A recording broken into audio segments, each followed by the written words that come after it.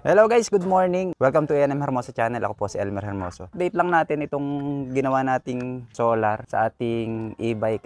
Marami po kasing katanungan na kailangan nating sagutin sa ating mga subscribers tungkol po dito sa ating ikinabit na solar panel. So sasagutin po natin yung mga katanungan mga kaibigan. Ito ay para na ring informasyon para po sa mga gustong mag-setup ng solar sa inyo pong mga e-bike.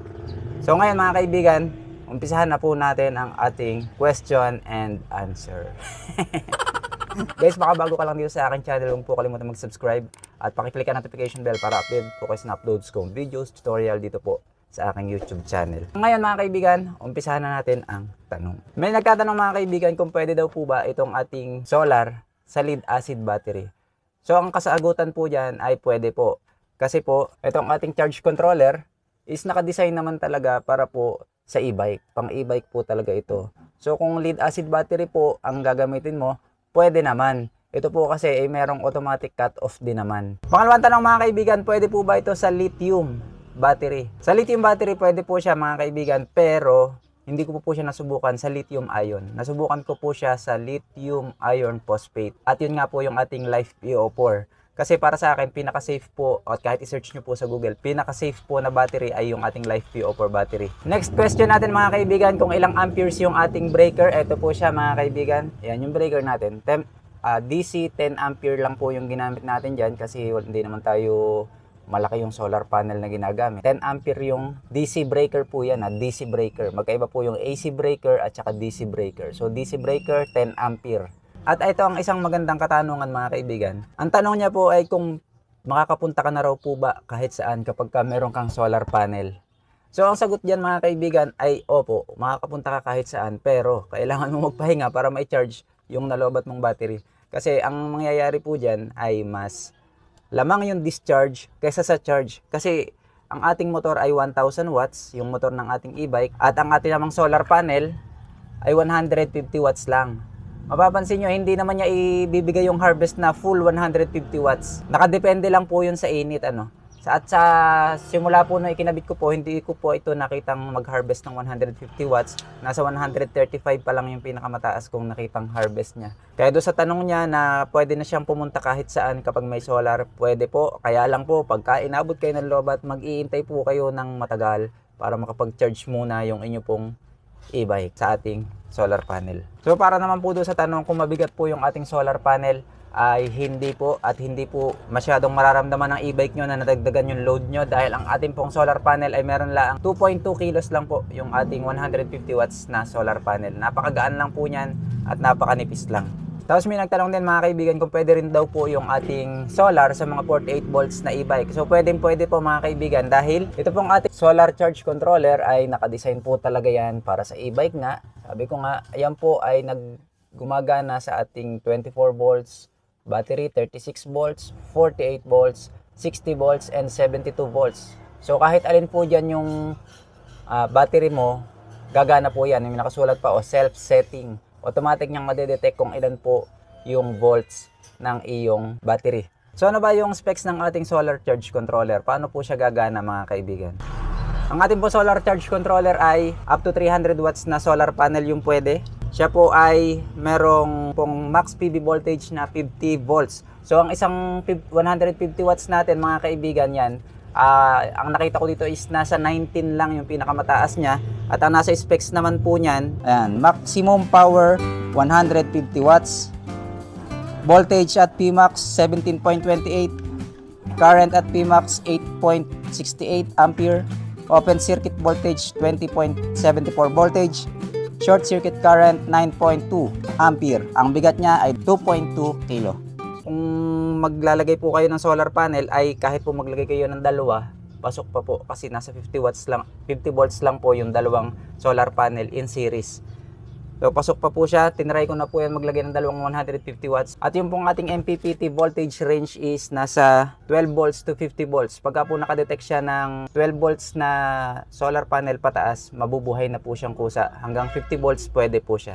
Doon po naman sa katanungan kung gaano ko siya katagal mapuno, abay hindi po natin masagot. Kasi po hindi naman pare-parehas ang init ng araw. Kung mas mainit po yung araw, mas mabilis po siyang mapuno. Pero kung i-compare sa charger niya, syempre mas mabilis po mag-charge yung charger kumpara po dito sa ating solar panel. So para po sa sa katanungan kung gagana rin po ba ang 100 watt solar panel, opo, gagana rin po. Ang voltage ng ating solar panel ay pasok na para po sa requirements ng ating pong MPPT. At para naman po sa comment no pong ating isang subscribers na ang comment po niya ay pwede na po dyan mag-aircon. Haha, salamat po sa pag-share. So guys, pwede na po tayo dito mag-aircon at gagana po siya dito. Pero, ito po siya. Ito po. Air continuous po ang hangin po natin pag ginamit po natin to. At makakapagpahangin na po tayo. Pero yung totoong aircon, hindi po. Doon naman sa isang question mga kaibigan, yung sabi niya, anong mangyayari daw kapag ka po nag-overcharge? So hindi po siya mag-overcharge mga kaibigan kasi may auto cut off nga po ito. May papasok po akong isang video dyan. Tingnan nyo po. So yan guys, ang init ng panahon. No? Ayan, mainit ang panahon. Pero dahil full charge siya, ayan, nag full charge na siya. Ganyan yung magiging reading niyan. 0 ampere, walang ipapasok. Kaya yung nag-aalala na iba na baka mag-overcharge yung battery.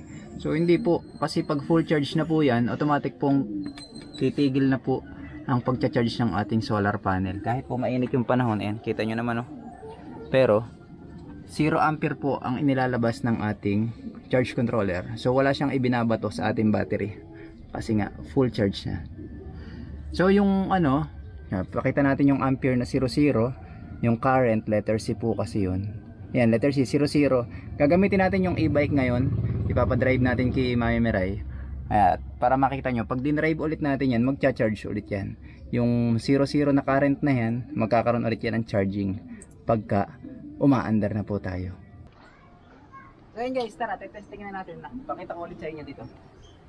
Yung current natin, ayan, ang battery natin ay 70 volts, 70.4 volts. Ang ating panel ay merong 18.5 volts at 0 current. Ibig sabihin, full charge yung ating battery. Ayan, mapapansin nyo, kumukurap-kurap din si battery. Ano?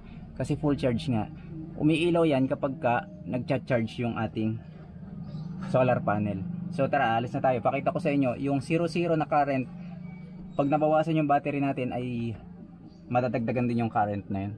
Kasi magcha-charge na siya. So tara na. So bawasan lang natin yung charge. Ayan. Yung nagsilinyador na tayo. Titingnan natin yung current. Wait lang, hindi ako makasulyap at may kasalubong. 67.6 volts. 18.6 volts yung panel natin. At mapapansin nyo yung current natin ay nag-iiba na. Hindi na siya 00. Charging na siya talaga. So meron din nagtanong mga kaibigan kung ano raw yung size ng wire ng battery na ginamit ko. So ito po siya, automotive wire po yung bibilhin natin, ano. Number 12.